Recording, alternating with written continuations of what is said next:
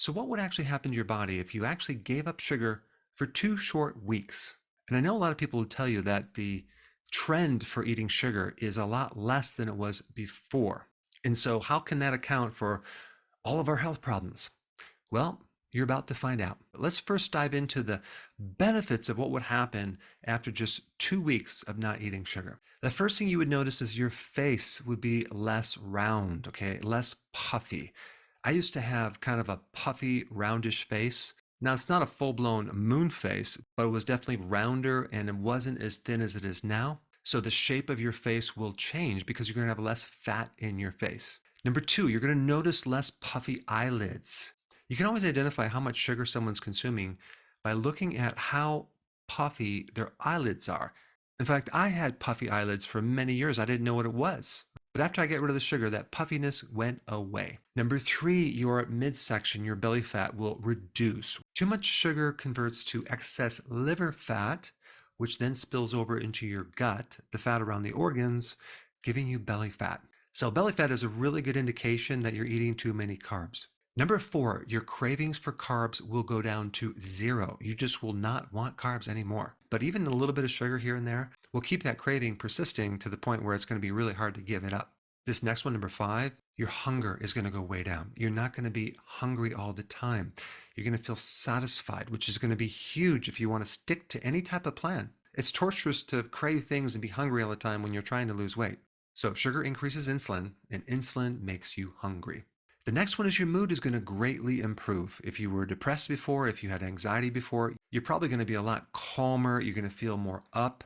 I remember getting a success story from this gentleman who was very, very depressed to the point of suicide. In fact, he wanted to kill himself.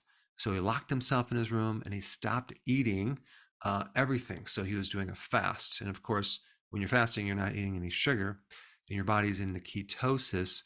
And so by the third day, he felt wonderful. His depression went away. And so intermittent fasting or fasting and lowering your carbs create a similar effect.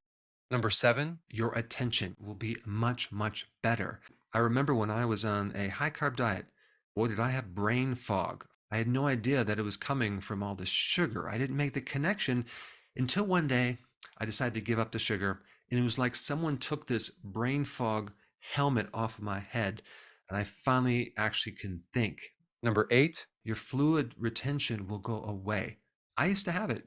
I can press my finger into my ankles and it would leave a dent. That's pitting edema. I had that. I had no idea that was all the sugar that I was consuming. Sugar retains fluid. And this relates to the next point as well. Your eyes are going to improve, your kidneys will improve, your arteries will improve, and your nerves will get better because those are the four tissues that higher amounts of sugar will affect. And when it comes down to the eye, you can gain more fluid into the eye, increasing your risk for glaucoma when you have high amounts of sugar in your blood. Because think about this, if you have this concentrated sugar in your blood, well, it pushes off into other fluids like in your eye, as well as in your lens of the eye, which can lead to cataracts. Number nine, your pain and your inflammation will go down considerably. Boy, it's not until you reduce your sugars that you'll realize how much of that was contributing to either arthritis or inflammation or pain in your body. Until you eventually give it up, and you're going to be amazed how much less inflammation you have in your body. Number 10, your bloating, your abdominal pain will go down. But I had years of bloating and gallbladder problems and abdominal pain from eating so much sugar. Number 11, your sleep will be much better. I remember one time when I had really bad sleeping problems when I was consuming a lot of carbs. What did I do to solve it? Ate more carbs. In fact, I would consume, I'm not kidding, a pint of Ben and Jerry's ice cream before bed just to have like a just sugar coma so I can literally go to sleep.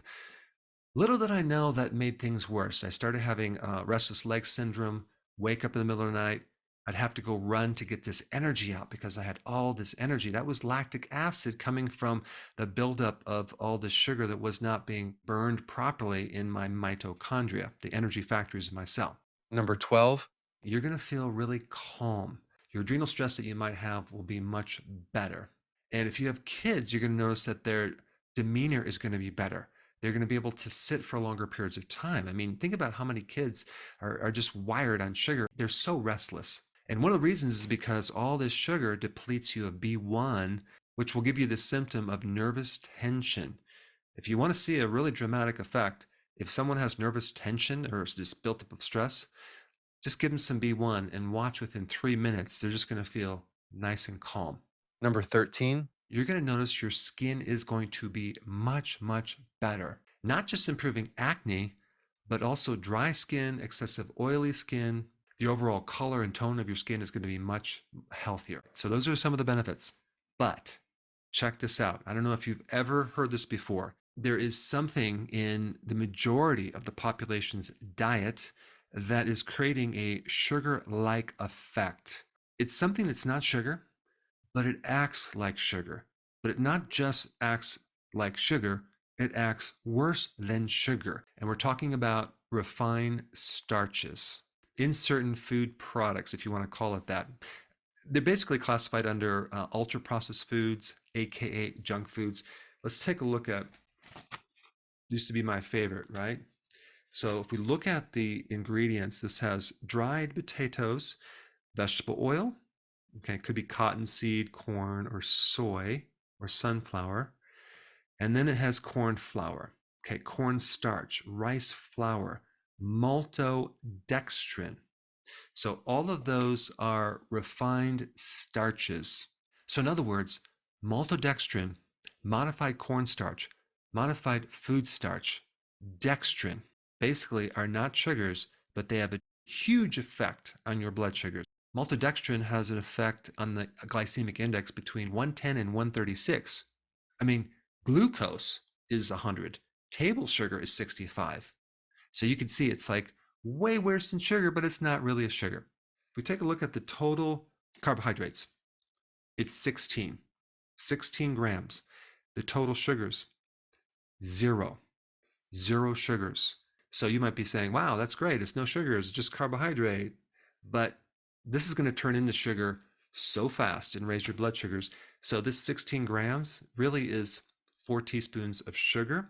And that is just 1/5 of this. Okay, so it's probably a stack of those chips about this big right here.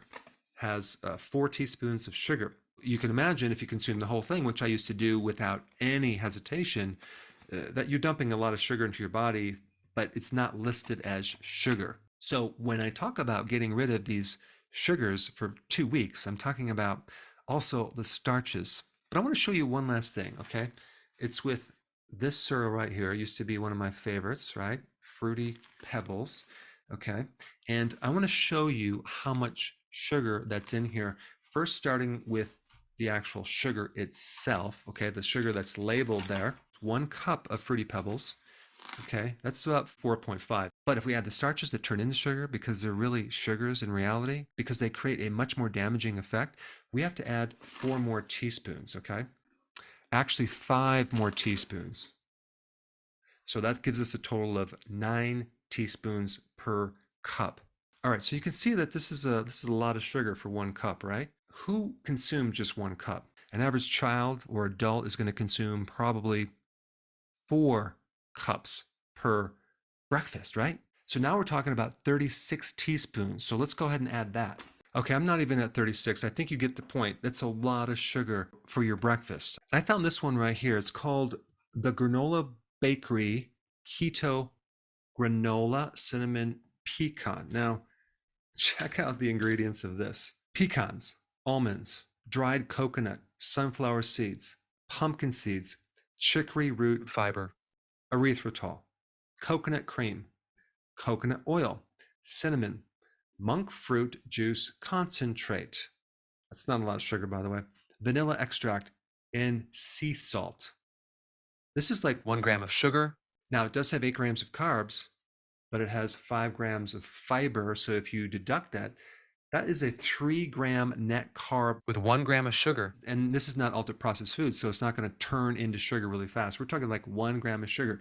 If we compare that to this one right here, one serving size, 150 calories roughly.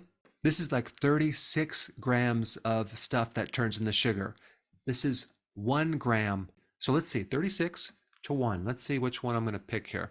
Now, if you'd like to find out exactly what diet you should do to make this easy, I put a link down below so you can download the plan, get started, and start experiencing the massive benefits of avoiding sugar.